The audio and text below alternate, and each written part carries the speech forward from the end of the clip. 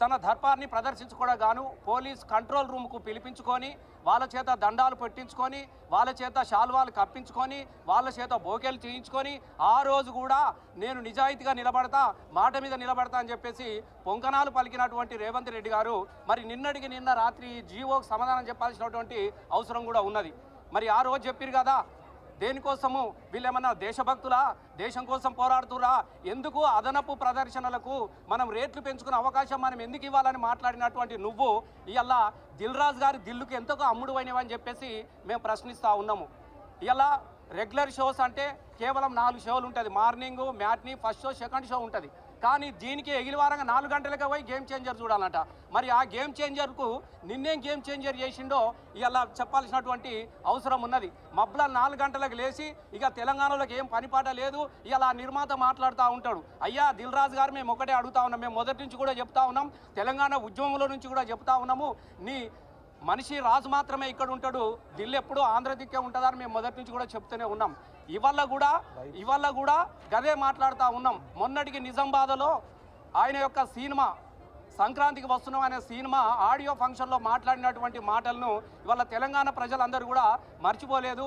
తెలంగాణ ప్రజలంటే కేవలము మటన్ ముక్కకు కళ్ళును మాత్రమే ఆదరిస్తారు, అవిటికి మాత్రమే ఊపినిస్తారు, కానీ సినిమాలకు ఇవ్వరని చెప్పినాడు.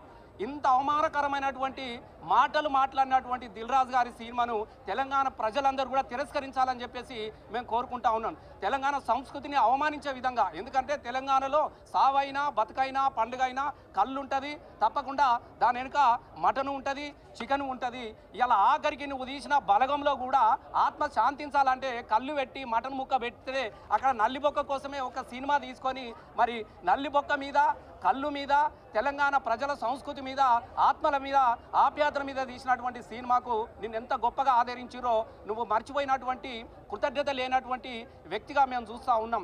ఎందుకనంటే మీరు ఆ రోజు కూడా మీరు చూసినారు, అరే మా కోసం ఒక బలగం అద్భుతమైన సినిమా తీసుకుంటే ఊర్లల్లా పరదాలు కట్టుకొని ఎవరికి వాళ్ళుగా ఊరంతా సినిమాలు చూసి నేను ఎంత గొప్పగా ఆదరించిర్రో దాన్ని నువ్వు మర్చిపోయి ఇవాళ అవమానించే విధంగా కేవలం నీ సినిమాలు ఆంధ్రలో నడిపించుకోవడానికి కోసము ఇవాళ వాళ్ళను పొగుడుతూ మాట్లాడినటువంటి దిల్ రాజు గారు, మరి దిల్ రాజు గారి సినిమాన్ గారి అలాగే దిల్ రాజు గారికి ఎంత అమ్ముడు అయిందో ముఖ్యమంత్రి అని చెప్పేసి మేము అడుగుతా ఉన్నాం.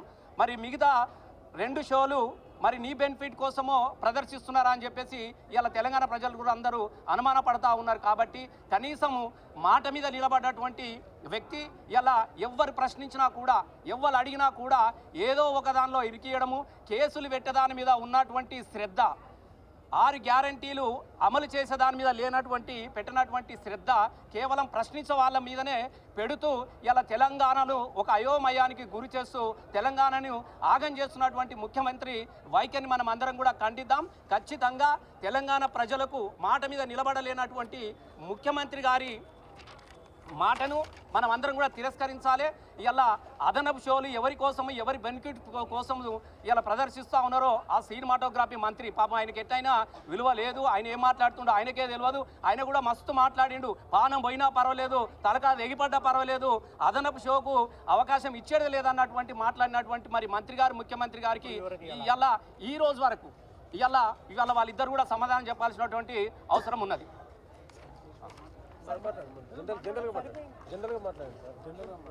జనరల్ చేస్తూ మాట్లాడండి, కనెక్ట్ చేయండి అన్ని.